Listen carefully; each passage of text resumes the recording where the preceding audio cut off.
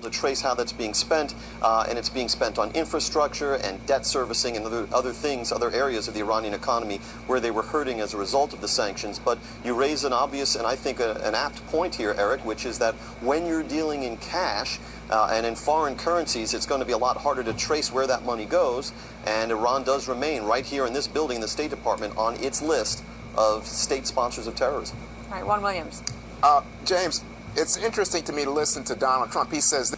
But I would say that when you're dealing with the sponsoring of international terrorism and the bankrolling of terrorist activities, it's going necessarily, inherently, to be very difficult to come up with the kind of direct evidence to contradict Josh Earnest that you're seeking here.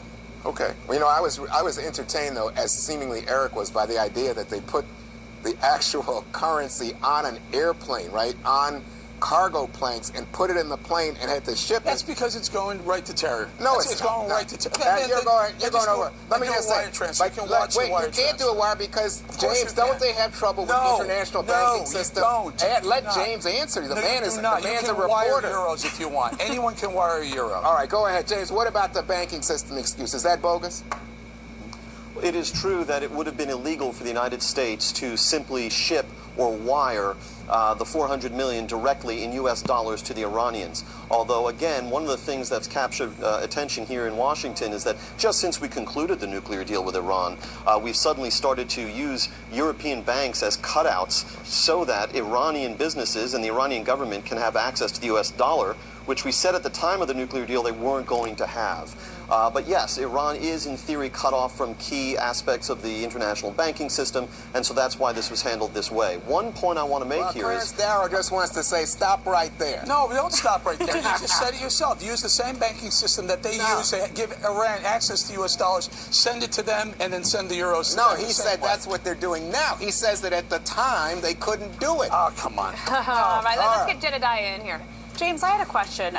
Do you think that the administration is concerned about this playing into the election at all, potentially helping Donald Trump in terms of our relations with Iran? I get the sense that they're not worried about it at all based on the delivery they gave.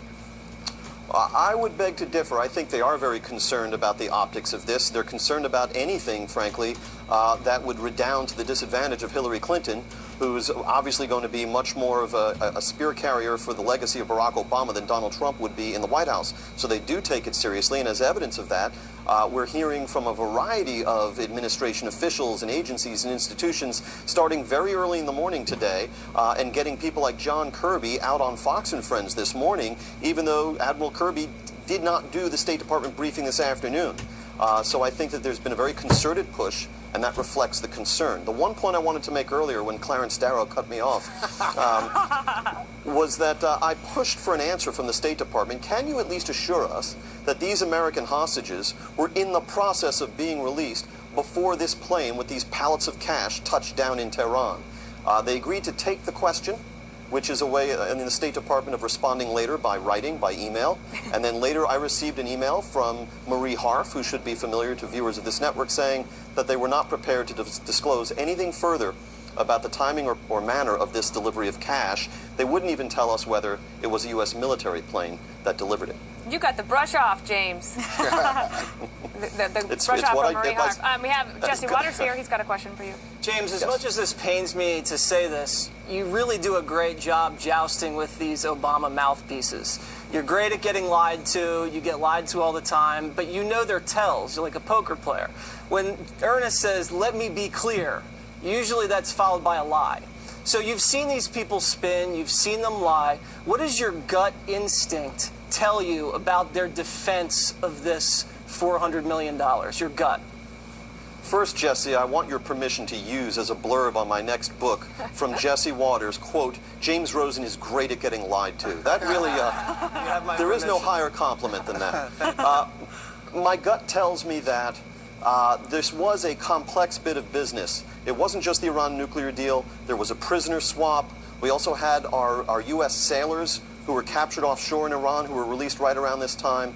And as some have said to me, some with experience in government-to-government negotiations, you can say this is all separate, we're not engaging in any linkage between these things, but it's clear, and my gut tells me the Obama administration was pursuing, despite its denials, a kind of grand bargain. What is clear as well is that while they may say the Iran nuclear deal is working, and there's some disagreements about that, it hasn't really resulted in the Iranian regime curbing its behavior. As we noted at the top of the segment, at least 2 more Iranian-American citizens have been detained, and Iran's support for terror continues. Hey, James, Bowling, why don't we take their word for it? What did the mullahs say regarding this transfer of money? Well, there's elements of the Iranian government that are outright proclaiming, yes, this was ransom. And of course, even if it hadn't been ransom, it would be in their interest to so portray it, both to diminish the standing of the United States abroad and perhaps encourage other opponents or enemies of the United States to take hostages. Perry Mason rests his case against I just want to ask one last question, if I could. James, because you've had particular episodes with the administration when it comes to Iran and the secrecy with which they have tried to spin this tale of how good the deal is, if you step back and you look across this story and you piece it together with the other ones, why are they being so secretive? Is it because they think that the American people would never accept what they're trying to offer?